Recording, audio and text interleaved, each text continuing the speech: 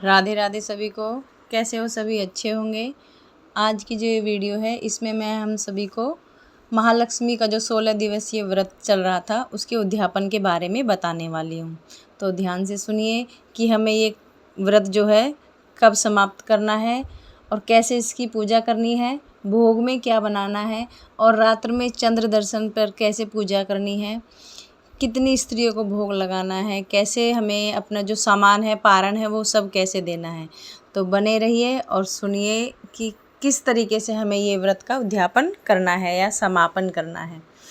तो ये जो हमारा 16 दिवसीय व्रत है इसको हमें समाप्त करना है 14 सितंबर को, रविवार को। तो उसके लिए हमें सुबह से पूजा करनी है।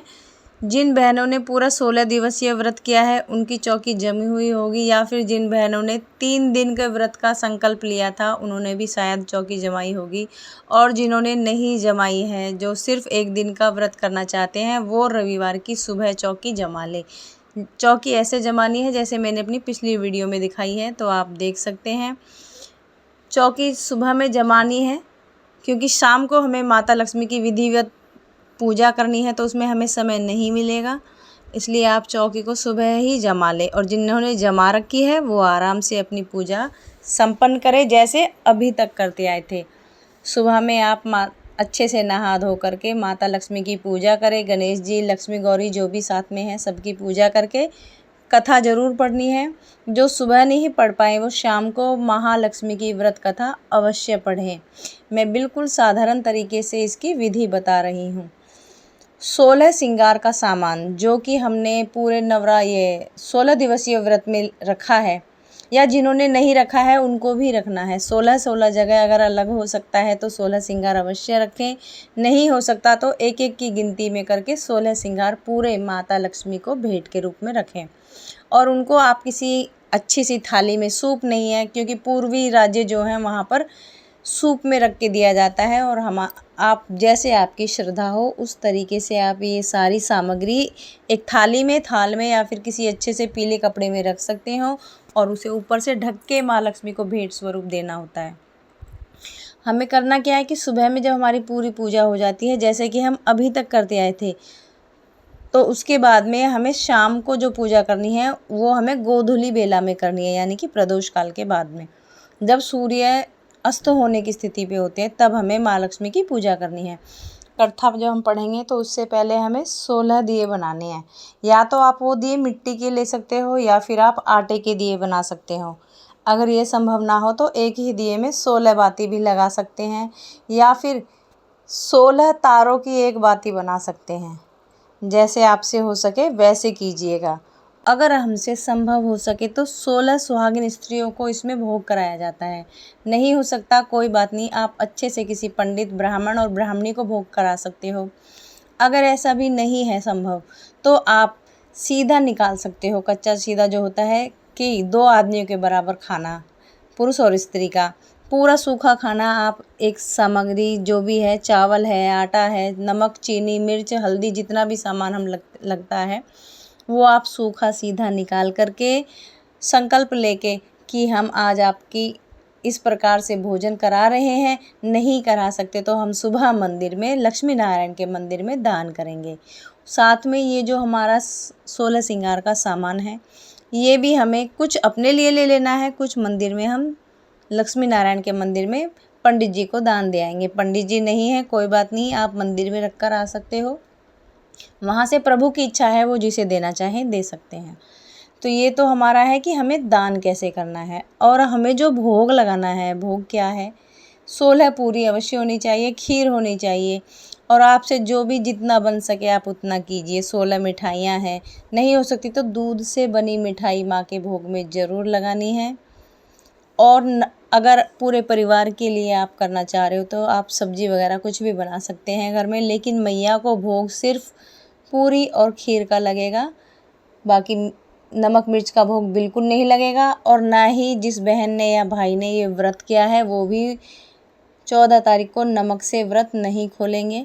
नमक के लिए व्रत खोलने के लिए मैं अभी बता देती हूँ कैसे खोलना है। पहले सुनिए कि जो हम शाम के समय में माता को भोग लगाएंगे 16 पूरी होनी चाहिए। 16 जगह मिठाइयाँ हैं तो अच्छी बात है, या 16 जगह आप जिस तरीके से कर सकते हो। खीर को बार बार 16 बार भोग में, एक पूरी का टुकड़ा तोड़ा तो माँ को भोग लगाकर 16 बार करना है। और हमें संकल्प भी लेना है कि उस दिन हमें जाप जरूर करना है। ओम श्रीम ह्रीम श्रीम कमले कमलाल्ये प्रसिद्ध प्रसिद्ध श्रीम ह्रीम श्रीम ओम महालक्ष्मी नमः, इस मंत्र का हमें जाप करना है। जाप करने से पहले संकल्प लेना है कि मैं 108 बार करूँगी, या फिर मैं 51 बार करूँगी। कमल कट्ठे की माला से भी कर सकते हो, स्फटिक की माला से भी हम जाप कर सकते हैं। जब हमारी ये पूरी पूजा हो जाती है उसके बाद हमें भोग लगाना है माता को। माँ का भोग हम लगा करके हम उसे एक थाली से ढक देंगे, साथ में थोड़ा सा जल रखेंगे। ये तो होगी हमारी माँ की पूजा, बिल्कुल साधारण तरीके से मैं बता रही हूँ। उसके बाद में हमें चंद्रदेव का पूजन करना होता है, और अष्टमी का चांद है तो लेट निकलेगा। जब चांद निकलेगा तभी ही व्रत खुलेगा, और उस दिन का जो व्रत का चांद निकलने का समय है वो है रात को 11:19-20 के करीब। और हो सकता है बारिश का मौसम है, कहीं बादल हो कहीं ना है, तो 11:30 तक हमें चंद्र को जल देना है। देख लेंगे जिस समय आपका निकले तभी चंद्र को दर्शन देना, लेकर के अर्घ देना है। उसमें बिल्कुल वैसे ही पूजा करनी है जैसे हम करवा चौथ के व्रत पे करते हैं।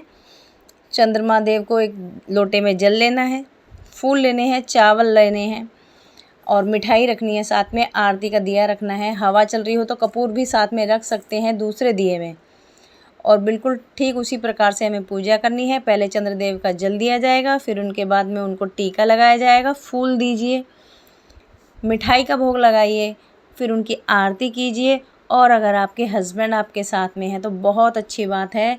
दोनों मियाँ बीवी पति पत्नी बैठ कर के उत्तर की दिशा में चंद्रदेव को देखते हुए माँ लक्ष्मी को अपनी तरफ बुलाइए। 3 बार बुलाना है। हे माँ लक्ष्मी, हे माँ महालक्ष्मी हमारे घर आइए। हे महालक्ष्मी हमारे घर आइए। हे महालक्ष्मी हमारे घर आइए। ये ऐसा करते हुए उनको बड़े आदर भाव के साथ बुलाना है कि हमारे घर आइए और स्थिर रूप से हमारे साथ रहिए। माँ लक्ष्मी अवश्य कृपा करेंगी। चंद्रदेव की बहन है, और चंद्रदेव जी भगवान जी में उस दिन साक्षात लक्ष्मी का वास होता है। ये यहाँ तक चंद्रमा की पूजा होने के बाद में आप उस थाली को लेकर के अपने घर के मंदिर में आ जाइए। जब तक दिया जल रहा है उसे जलने दीजिए, और माँ के भोग में से ही थोड़ा सा भोग अपने लिए निकाल लीजिए। बाकी का भोग वहीं रहने दीजिए जो 16 पूरियों का लगा है, उसी में से आप खाएंगे। अगर आपके पति व्रत रख रहे हैं तो वो भी खाएं, नहीं रख रहे तो नहीं खाएं।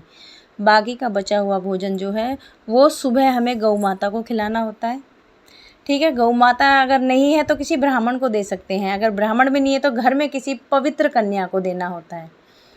और सुबह के दूसरे दिन मतलब अगले दिन हमें वो सारा जो हमने पूजा का सामान रखा है या जो चौकी लगा रखी है वो हमें अगले दिन हटानी होती है। नहा धो के अच्छे से पूजा करके जल का छींटा डाल करके हमें अपनी चौकी हटानी है। जो सामग्री हमने माता के लिए निकाल के रखी है, 16 श्रृंगार है, भोजन है, सीधा है, या ब्राह्मणी के लिए कपड़े हैं, वो सब हम अगले दिन मंदिर में दान दे कर आ जाएंगे। और अगर आपके घर सायंकाल में ब्राह्मण और ब्राह्मणी भोजन के लिए आते हैं तो बहुत अच्छी बात है। आप अष्टमी में उनको भोजन कराइए। ये सारा दान श्रृंगार नहीं देना है, थोड़ा सामान श्रृंगार का देना होता है। कपड़े दे सकते हो, पैसे दे सकते हो, और जो सीधा है वो भी आप दे सकते हो। जितना भी आपने सो का सामान निकाला है अपनी श्रद्धा भाव से जितना आपसे हो सके सिर्फ उतना कीजिए। और अगर आपके वहाँ पर बादल हैं, चंद्रमा जी नहीं दिख रहे हैं, उसका भी सुन लीजिए कि एक चांदी का सिक्का उसी थाली में रख लीजिए चावल के ऊपर। और चांदी को भी चंद्रदेव का रूप माना जाता है, और उसमें आप उनकी पूजा कर सकते हैं बिल्कुल चंद्रमा देवता की तरह। ये हमारा महालक्ष्मी व्रत की पूरी उद्यापन विधि मैंने बता दी है। माँ लक्ष्मी सभी पर कृपा करे, आपके घर अच्छे से आए, स्थिर रूप से आए, यही विनती है। जैसे अभी तक सभी पर कृपा करी है, माँ लक्ष्मी सभी भक्तों पर अपनी असीम कृपा बनाए रखे। अपना आशीर्वाद माँ सब पर बनाए रखना, सबके घर धन धान्य भरना। हे गज लक्ष्मी, हे महालक्ष्मी, हे श्री हरि विष्णु के हृदय में वास करने वाली माँ लक्ष्मी, हमारे घर आइए, धन धान्य से भंडार भरिए, सुख समृद्धि के साथ लेकर के आइए। यही कामना करते हुए हमें इस व्रत का विधिवत पूर्वक उद्यापन करना है। जय जय श्री राधे, जय जय श्री श्याम।